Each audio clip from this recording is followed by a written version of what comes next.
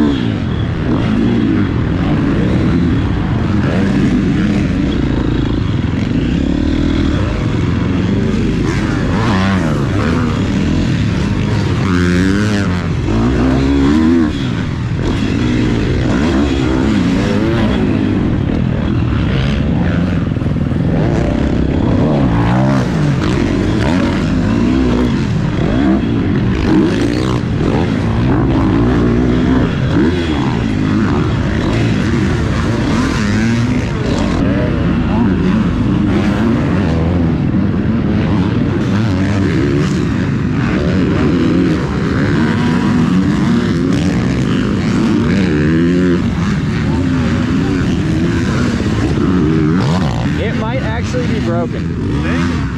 I can't even roll around, dude.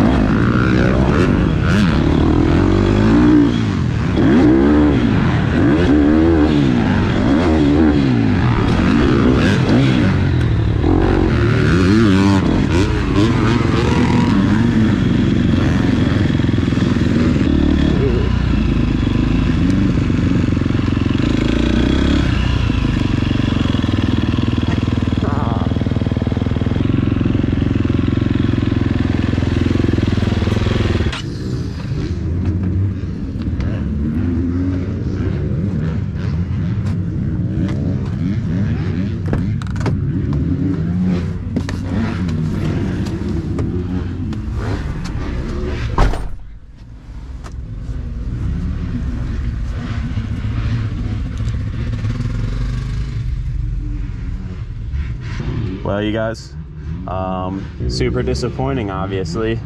I don't really know what's wrong, to be honest. It just has this like big swollen spot right here still. And it's just impossible to hang on. Hurts all through my wrist, all through my thumb right here. I have no idea. I thought 2 weeks would have been plenty of time for that to sort itself out, but I don't know. I'm gonna keep stretching it, try and just see if it'll warm up, since it's been a while since I rode and stuff like that. So I'm just gonna stretch it out really good, maybe try and go back out there and hit some more lines and stuff just to see how it is. But yeah, I don't know. It's not good right now. Well, this obviously really sucks. I was really hoping that this thing was going to feel good today. Over the past 2 weeks, it's been feeling a tiny bit better. Like I can actually do like day-to-day activities kind of fine. I went for a couple road bike and mountain bike rides, and it was definitely sore, but I thought it was to the point where I could get back on a dirt bike, and I don't know, I guess I was kind of wrong. Supercross puts a lot of forces on the body that daily life doesn't, obviously. So yeah, it's kind of to the point where like I could do a section if I really had to, but my hand is just trying to let go the whole time, and it's like super painful. So yeah, not the way that I need to be learning Supercross. I think my only option pretty much now is to go hit up like an urgent care, try and get some x-rays or an MRI or something and see what exactly is wrong with this thing, if anything. Try and get some sort of a recovery time and make a decision on whether it still makes sense to try and let it recover and go keep doing Supercross, just let it fully recover and start doing outdoors. I'm really not exactly sure what to think at this point. We definitely just need to go get it checked out, see what some professionals say, and hope for good news. So I guess I'm gonna head from the track over to an urgent care, try and get some x-rays and stuff. I don't know if you guys can tell, I'm obviously extremely bummed, but there's still hope that it's nothing too major, and maybe, you know, just another week or two and I can get right back up to speed and keep doing the Supercross thing and get ready for Orlando. So crossing my fingers that that's the case. Sadly, it kind of doesn't feel like that's the case. I literally could do 2 jumps and then I had to just roll through the rest of the section. So I don't know, we'll go see. I'm gonna head to urgent care and I'll check back in with you guys after. All right, guys, well, I just got back from urgent care, got some x-rays done, and the good news is the x-rays didn't reveal any obvious breaks to the wrist or the hand bones. So that's obviously a good thing. The kind of negative side is that they were really surprised that, like, given the time frame and how long it's been since my crash, they were surprised that it was still giving me so much pain. And they also said that a lot of the times, like the small bones in the wrist and the hand, like an x-ray won't show a break to those. So they're still a little suspicious of it. They said give it a week of full rest, you know, no riding, no mountain biking, anything like that. See how it feels in a week. If it's still hurting, come back in and we'll get a CT scan or an MRI, because those definitely show any little tiny cracks, any little bones in those little hand and wrist bones. So that's exactly what I'm gonna do. Really sucks. I was really hoping that it was just gonna be like a little sprain and I'd be able to get right back to it after 2 weeks, but obviously it's still hurting pretty bad. So we'll give it a week, fully rest it, just do a bunch of road cycling and some running and stretching and stuff like that, maybe a little bit of lower body workouts, and try and ride again in a week and just see how it feels. Hopefully in a week's time it'll heal up enough to where I can finally get back out on the Supercross track and keep prepping for West Coast. So that's going to be the goal. I guess this will be like the first half of the video, and I'll pick right back up when we're on our way to the track again in a week. So yeah, it'll be a couple seconds for you guys, but a whole week will go by before you see me next. So with a little YouTube magic, we'll see you guys in a minute.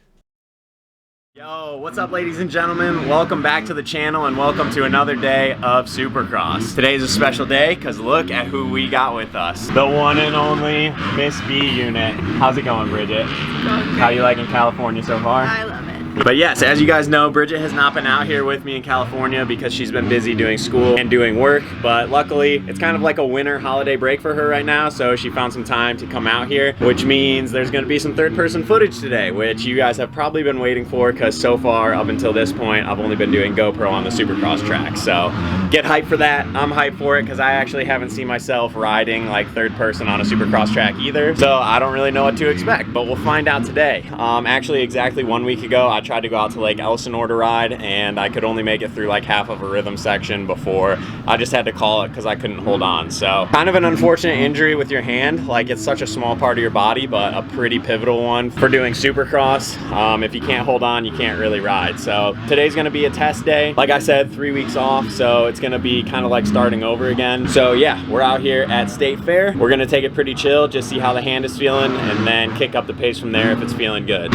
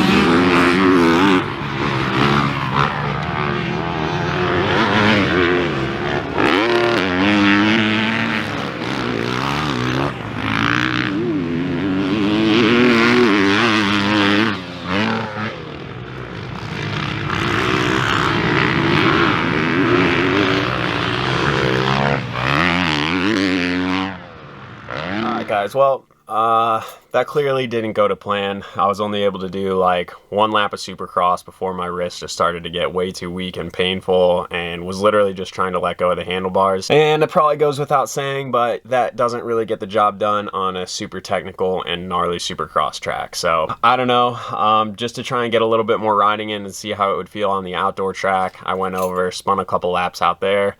It was kind of the same story, but obviously outdoor track is a little bit less gnarly, so I was actually able to get like 2 or 3 laps in before my hand was just trying to let go of the handlebars. And obviously it was just pain the whole time, so it really sucks. This far out of the crash, if it was just a sprain or whatever, totally should be healed and ready to rip right now. And just from, you know, past injuries and stuff, I can tell that something just isn't right. Whether it's bone, ligament, tendon, I'm not really sure at this point, but definitely really sucks. Not what I needed right now. But obviously, like I said last week when I went to the urgent care and the x-rays came back negative, they said give it a week, try and ride again, and if it's still hurting too bad, come back in for a CT scan or an MRI. So yeah, I'm not going to waste any time. I'm just going to go straight to the ER from here, get a CT scan or MRI done, and I don't know. I mean, at this point, I just hope that they find something so that I know like what the actual recovery time would be, you know? Worst case scenario, they find nothing and I'm just like left searching for some Achilles heel that I can't find. So I don't know. I'm just going to pray that something small is broken or something like that. And then I'll have like a clear recovery time and I can get right back into it and hopefully have enough time to get ready for West Coast. So sorry to let you guys down. Obviously, you're here on this journey with me. So a blow to my program is also a blow for you guys. So I apologize for that. But yeah, we're going to head to the ER now. Hopefully get some scans and try and get this thing figured out. So yeah, we're going to head there. I'll catch back up with you guys as soon as we find out more. Alrighty guys, well, back from the ER, ended up getting some CT scans and some not great news. Your diagnosis was closed fracture of the right wrist. Kind of a little bit of confirmation of what I already knew and suspected, but that definitely doesn't take any of the sting out of it, for sure. And I apologize for this video taking so long to get out, but you know, I wanted to make sure I had all this stuff figured out before I just uploaded a bunch of videos, not knowing exactly what was going on. I wanted to make sure I knew the full story, had the whole timeline for you guys, and had all the information before I went ahead and like made any videos or anything. So I apologize, guys. That's why it's taken so long.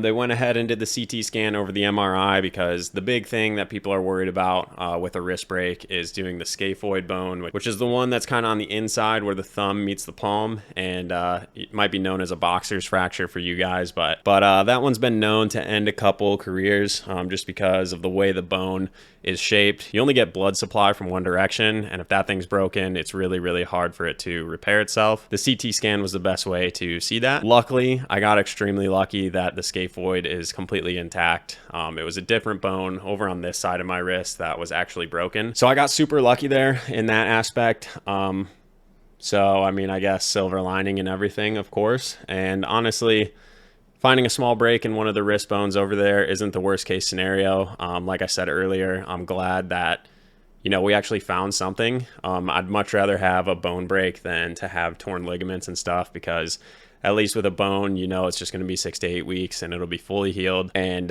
you'll be good to rip. You know, normally there's not much other damage done if you have a broken bone, but with soft tissue like a ligament or tendons or something like that, you just never know how long that's going to take to heal. Normally you need surgery to put those tendons back together, and it's just a nightmare. So I'm actually really, really glad that we did find a little break, so that way it's a little bit of peace of mind that I know it's just going to be a quick recovery.